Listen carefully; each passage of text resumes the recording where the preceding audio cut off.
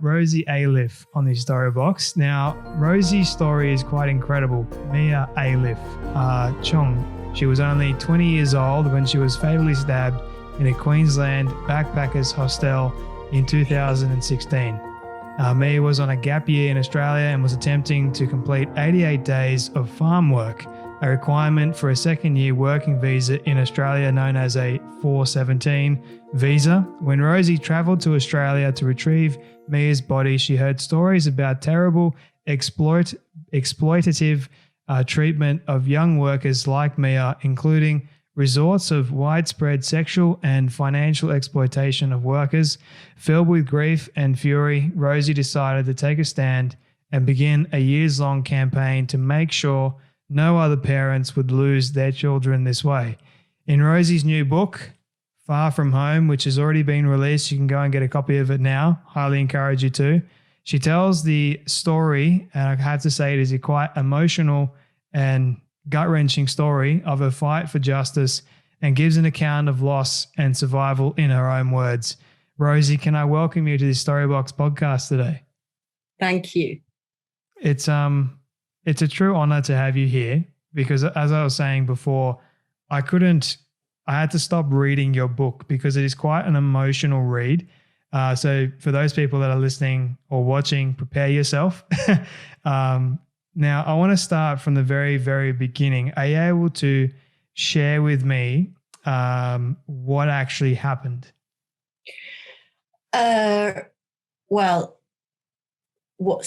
where is the beginning? I suppose the beginning of the book is where the police arrived and I was told that Mia had been fatally wounded. And then I had to work out what that meant. And then I realised that it meant she was dead. And and then for me, it was just a journey of first of all, just a journey of trying to accept that that was actually the case, because I went into denial and, the stages of grief, I suppose, was what I was going through. And I had to go out to Australia to pick up her body next, which was traumatic. I can imagine.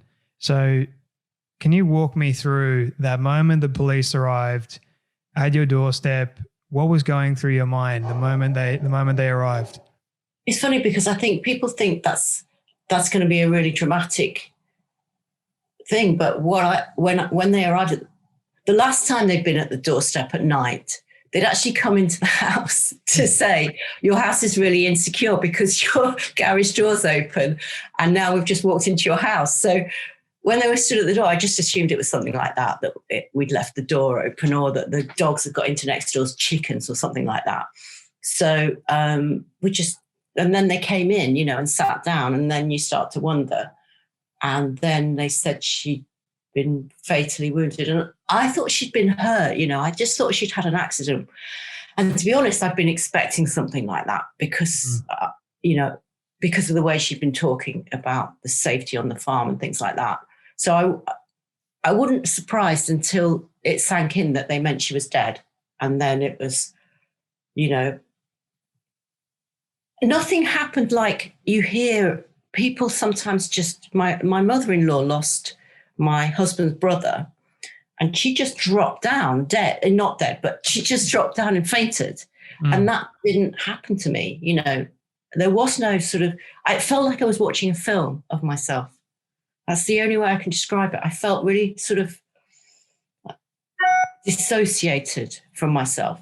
But the next morning, I didn't sleep all night, and I spoke to a really close friend of hers who just was about to turn his laptop off and go to sleep when I messaged him and said, Mia's been stabbed. And he will never forgive me because he didn't sleep that night or for many nights afterwards. And, and then it was going through her social media and trying to close her Facebook profile down because there was a lot on there by then from her time on the Gold Coast. I didn't really want it in the public domain. That wasn't happening. There's no way Facebook will let you do that, or you make it private. And And then the next morning, going out onto the very early, like at dawn, going out onto the decking in front, at the back of our house, and just the legs sort of going from under me. And then I realized that my body wasn't functioning properly. So I don't know why, but it was like I'd got really bad arthritis all of a sudden. So that must have been the physical effects of the shock. Mm. And then it was all just full on organising the funeral here while getting ready to go out there and trying to decide who was going to come out with us, because family wanted to come too. And then booking flights and making sure we're all on the same flight. And it just, we didn't have time to think until we got onto the plane. And then on the plane journey, that's when I broke down first and started to cry and just cried and cried. Mm. When was the last time?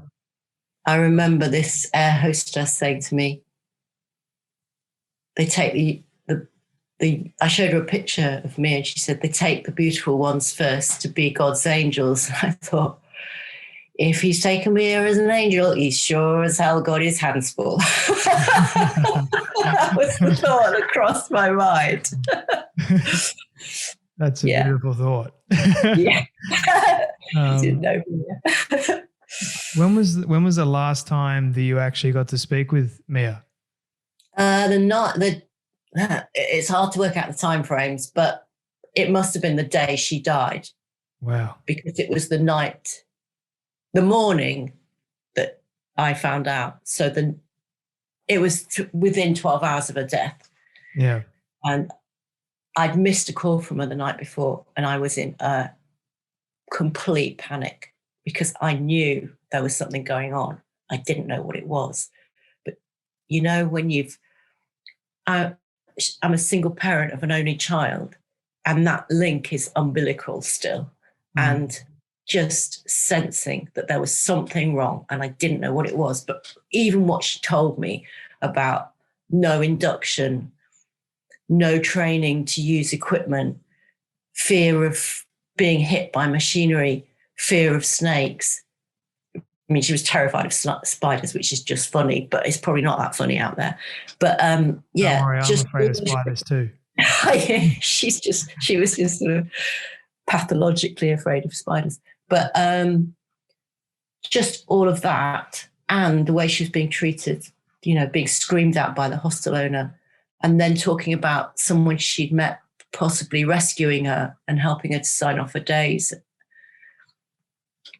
It was just disconcerting. There was nothing, because Mia being Mia, she wouldn't have said anything to me where I was that would alert me to danger. She's no way she would have talked to me about feeling threatened by a man in a room, because what was the point? That was her. She was pragmatic, and she never badmouthed and never gossiped. That was just her character. So when the coroner said, oh, but she only told one person that she wanted to move rooms, surely she'd have told the whole hostel that she wanted to move rooms. Mia didn't operate like that. Mia played her cards very close to her chest, always. And she would go to the one person she knew could help her. And in that case, it was Lorraine Garizia. And she told Lorraine that she wanted to move rooms and she hadn't been given permission. So, yeah. So how many people were actually on this farm working? Oh, no idea. I have no idea. I don't even know which. I assume she was on the sugarcane farm, but she worked on another farm prior to that. So I don't know. So, and how many days into the 88 was she? 6. She was 6 days. 6 days. She was down, yeah, 6 days in. My goodness. And you wouldn't expect anything like this to happen in Australia at all. But it did happen. And what I'm curious about is, how did it happen? Can I say, you might not expect things like this to happen, but having heard some of the stories, I do know of other deaths on the 88 days, and I know of sexual assaults, and I know of young women who've narrowly escaped with their lives when they've been imprisoned in a pig pen, for example. You must know the pig pen story. You know, maybe back in when Mia first talked about going to Australia, I thought, she'll be safe in Australia. But not anymore. Not anymore. You know, you're wrong if you think these kind of things don't happen in Australia. Yeah. I mean, I think you want to not believe it. Having like living here all my life, you know, I do know that horrible things do happen. Yeah. But yeah, it's horrendous to think that someone from another country comes here and they are treated that way and they end up losing their life. It's just. Well, I know so many cases now, you know, men put into the fields and a woman and a man I know of put into the fields, not given water. Well, that's illegal in the UK. No toileting facilities, no water in Australia. And this young man, Olivia Caramin, is the one I'm thinking of, who went out there and on his second day in the field, he started to feel dizzy and faint. And this is a cyclist who cycled across Europe. He's a fit man. His legs were going from under him. He asked to stop work. He was forced to carry on because the farmer was under duress to get the crop in. He died in front of his best friend, who's now completely traumatized. A young pianist, Korean, I believe, who lost both her hands in an abattoir. And I believe the compensation or the fine against the company was something like £75,000. You know, and it goes on. A young Irish woman scalped, lost an ear because she was made to clean a moving conveyor belt. And, it's that sort of lack of respect. And then there's no manslaughter charge over there if you've caused the death of a worker in an Australian business, whereas over here that would be the potential result that a business owner could be charged with manslaughter. Yeah, there it's a fine, and that can be absorbed into the costs of the business. So what's the incentive to enforce health and safety and to train every new backpacker when there's such a fast turnover and there's a huge waiting list?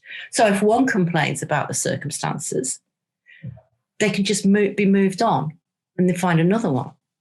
They find more backpackers because there's so many trying to get their 88 days. So it's this conveyor belt of innocent, naive people who are competing with each other for work. And then they're being sent across Australia. And a lot of the offences will never reach the press because they're so widespread. They go to hostels on the promise of full week's work. They arrive over and over again. There's 2 days' work. Tom Jackson has just been recognised as a hero. He's had a bravery award in Australia. This happened to him. He goes across Australia. He arrives in the hostel. He's promised 5 days' work. There's 2 days' work. Then he's laid off. Then in a couple of weeks' time, he's given another couple of days' work.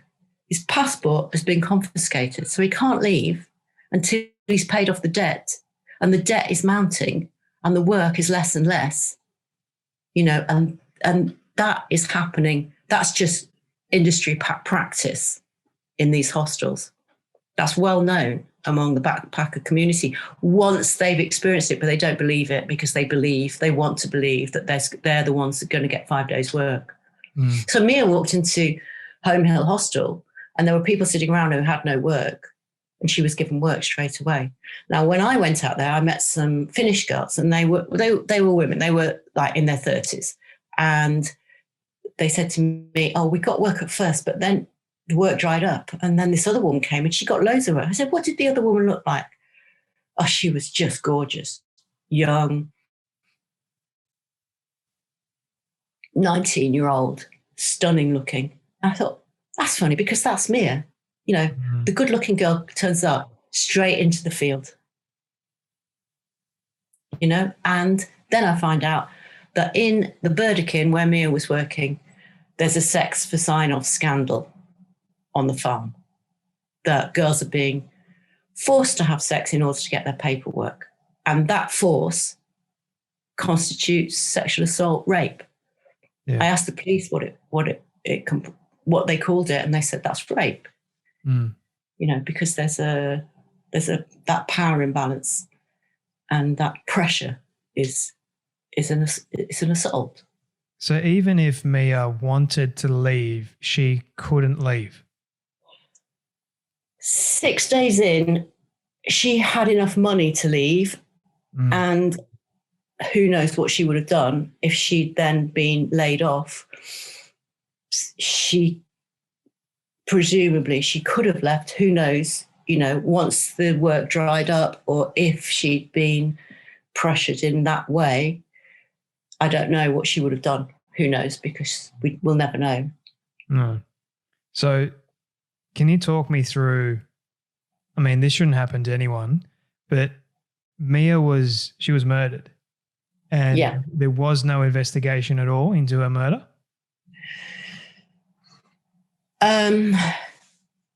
Ayad was deemed to be unfit to stand trial because of his mental health issues. What? Yeah. He was tried in a mental health court. Interestingly, in that mental health court, the part of his defence was that he had no interest in Mia whatsoever. He saw her as a silly little girl. That was the words that were used. He didn't have to speak.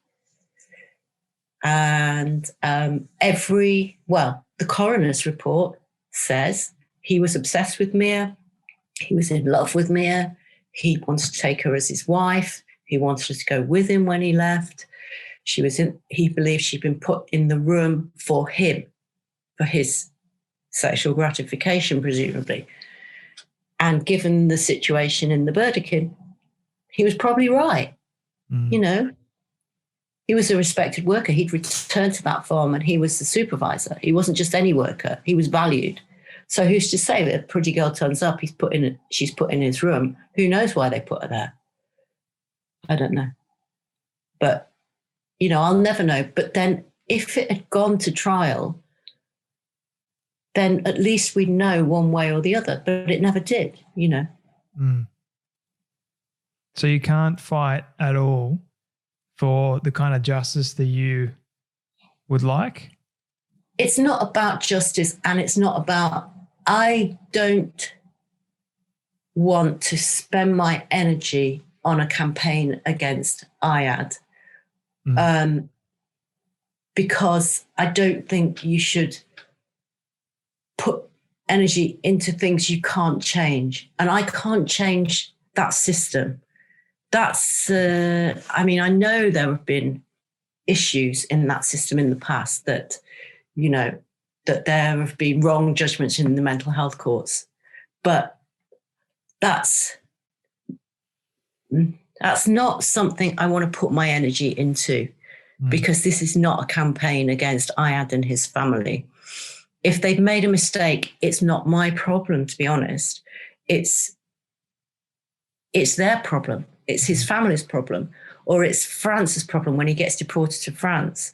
You know, if he is released and he's still capable of doing the same thing, that's really sad, but it's not my issue. And I don't really see the world in terms of vengeance and, you know, this weighing scale of his life against hers. He destroyed his own life when he killed my daughter. There's no two ways about it. If he has any shred of decency about him, he destroyed his own life by killing a beautiful person.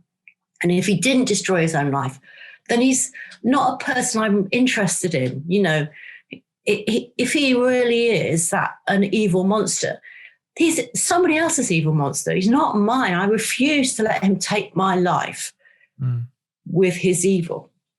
You know, the campaign was on a broader level, and I was joining a movement for change. You know, there were other people, but it was just because I was getting publicity around Mia's death. I knew that I know for a fact that with enough impetus, this campaign can make a difference. And I do believe it may take a change of regime. I hope not. I hope that with the present incumbent politicians, that there is enough drive to change this system. I do hope there is, that they recognise that it's not my responsibility, it's theirs. Which is another aspect of your book as well. You talk about Turnbull and Trump. So those, and then how Turnbull actually sent you an open letter. And that's just one part of the conversation that I do want to get into in a moment. But your mindset surrounding all this, where does that come from? Like, how long has it taken you to adopt this kind of mindset of, I'm going to win and I'm not going to let him take away my energy trying to get justice for him, or justice for Mia, sorry? I think it's probably the flip side of that mother, that love for Mia, you know, that was all encompassing in a way, you know. It was a very strong relationship. And when that was taken away from me, it turned into a campaigning force. But also, I think I'm that person anyway, you know. I see Australians and the way you are and the things you've done to create a country out of red earth and, you know, the bare bones, which, yes, people did live on, but you created something incredible. And I like to think that I've got a bit of your nature in me. I think I've got more in common with Australians than I have with the British, because you understand. I see that flicker of understanding in Australians when they see how bloody minded I am. I just feel that sort of, that people relate to me out there, because they understand that I won't take no for an answer and I'm going to take this as far as I can. And if you read her book, even from the word go, you can look at from the very start, it's hard hitting. But if you go to the chapters, ones that I want to lay out here, first one is Mia's early travels. So you go back a little bit, Mia's death, and then you've got Turnbull and Trump, which is a very fascinating chapter. Australian story, campaigning on a modern slavery act. And I like how you are getting to the root issue, which is we do have a lot of modern slavery going around the world. It is happening in Australia. We can be naive to it all we want, but the sad truth is, and I really believe this with all my heart, I could be wrong, but I believe this with all my heart from stories that I've heard, from even witnessing and reading part of your story, what's going on. It seems to me like there's a great big cover up, like nothing wants to really be done about the issue. And my question, my question is always, why not? Like, if this is such a potent problem that is killing people, why isn't anything really being done about it? And if we go to the letter that Turnbull sent you, he was basically, oh, you're a grieving mother, you know, we'll fob you off. Yeah. That's not right. No. And my question is, how do we even know that he wrote the letter in the first place? We don't, and don't fret about things you can't change. Exactly. Just keep your energy on what you can do, not what you can't do. So I wrote back to Turnbull to say where he was mistaken, and there was a Fair Work report where he was giving Fair Work as the solution to all these problems. There was a Fair Work report which said even in terms of the financial infringements, they weren't the solution because the problem was so widespread of such incredibly low rates of pay that those themselves endangered the backpackers. But,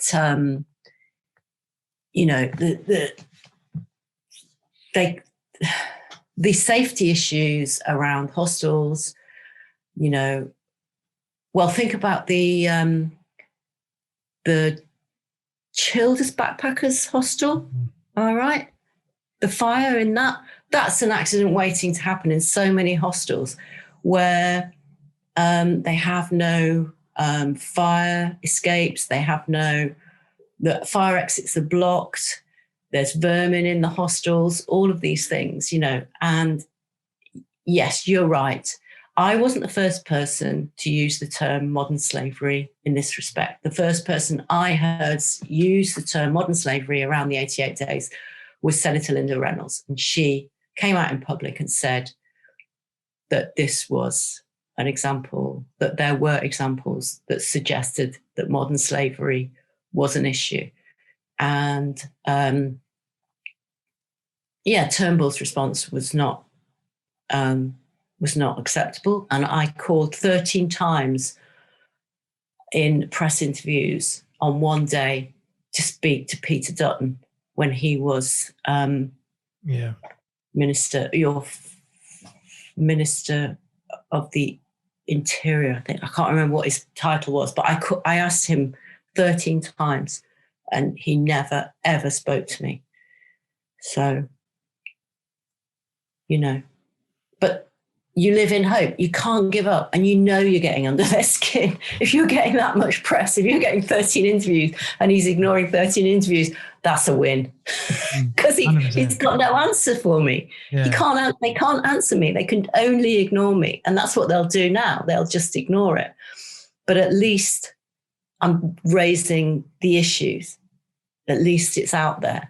And it gets harder then for people to perpetrate these crimes because people in the community start to watch. And that's what's happened. I mean, anecdotally, I heard that there was change on the ground, around the time of the ABC documentary. Australian Story. Yeah. That's it, yeah. Australian Story, yeah. Yeah. So there was people were more circumspect about how they treated backpackers. But now I think, during lockdown, it's been just as bad. And some of the stories have been just as awful. And I think we'll be back to square one when the backpackers come back into the country. Yeah. Now, Rosie, for your story in trying to bring awareness to this issue, what has been the most challenging part for you? The Australian Story, going out there and taking that role in public as a campaigner when I didn't feel strong enough to do it. I didn't feel, I felt like I was a fraud, especially just before I had this, my adrenaline just fell through the floor and I didn't want to go. I didn't want to do it. And I thought I was going to be found out as a fraud. But then I got out there and it's the weirdest thing. I think it was, I don't compare myself to Gandhi, but there's a film about him and he says something like, if you say your truth, people will find you. And people found me. So many of the right people appeared at the right time to help. And, people like a guy called Moe Turaga, who's from the Pacific Islands and was enslaved, effectively. He thought he was sending money home, but he was sending money into a bank account, into somebody's bank account. They were starving. They were so hungry that some of his compatriots had to steal and kill a cow so they had enough to eat. Desperate stories. And then second generation slaves, Pacific Islanders I met as well through other campaigners and their stories of working in the cane fields. And I thought, that sounds like me, that this is still going on, but they're using backpackers. And then a campaigner over here who was just amazing. She found me really early on. She'd actually worked as a backpacker in Australia, and she stood up. She was about to start shouting that this was not fair and she wasn't prepared to work for this money. And her fellow backpacker said, shut up, or you will be left in this field. When they take the bus back, they'll leave you here and you'll have to walk back. And it was miles to walk back. So she couldn't even speak up. And the next day she left that hostel. So she knew from firsthand, but she worked for the Gangmasters Labour Abuse Authority, which deal with all of these issues over here. And she had powers of arrest as an officer, where she could go in if she saw modern slavery. She could arrest the perpetrators. Well, that's what we knew you need over there. So the Modern Slavery Act is great, but it's toothless because you've got no enforcement agency. You're relying on police who still, when they encounter a victim of rape, still don't take forensic evidence, still assume that this powerful farmer who lives down the road from them is the good man they've always perceived him as, and refuse to do anything because this girl's just passing through. That's still happening. It takes a man to rape several young women and for several stories to emerge for the police to start to take it seriously in some of these areas. And that's not true across the board.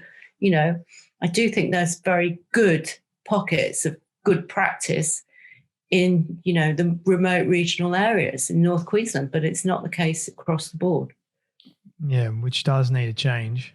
I wholeheartedly believe that. Yeah. And I think the reason why I wanted to have you on is so you can share your story, but I'm also passionate about spreading awareness on this issue because I think more can be done, more should be done, and my hope and my prayer is that more will be done. Good. And it's because of people like yourself, Rosie, that actually take a stand, that have been through a lot of grief, but you're still thriving. You're still moving forward. You're not giving up. You're persistent. And I love that. I love that about your personality. Thank you.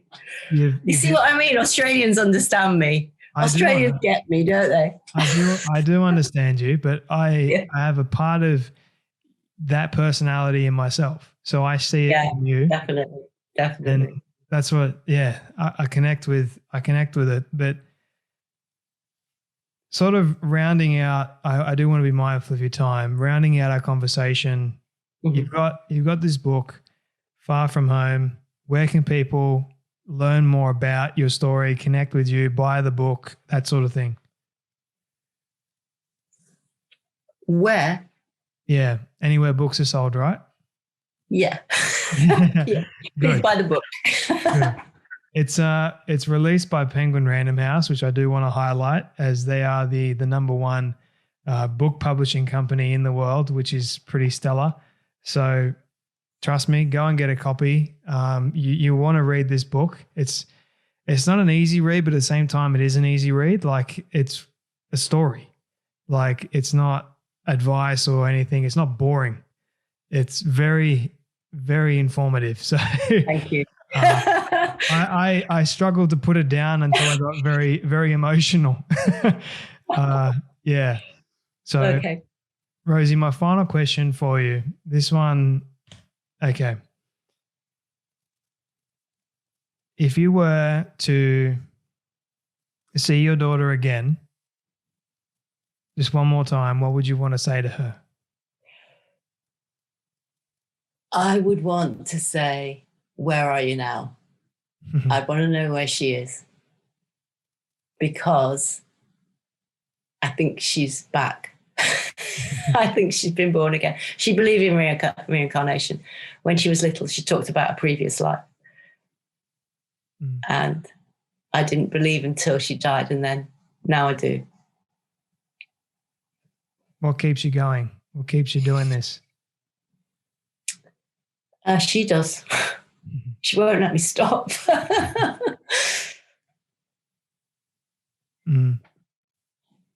You're a wonderful lady. She'd be very proud of you. Thank you. I'm proud of you. Damn it, I'm proud of you. My goodness. Thank you. Okay, let's leave it there because you've made me cry. I'm sorry. I didn't mean to. That's okay. Thank you for sharing your story today, for being open and vulnerable enough. And yeah, I hope that it does get better. So because of people like you, it will. I have no doubt about it. Thank you for coming on the Storybox podcast. Really good to speak to you.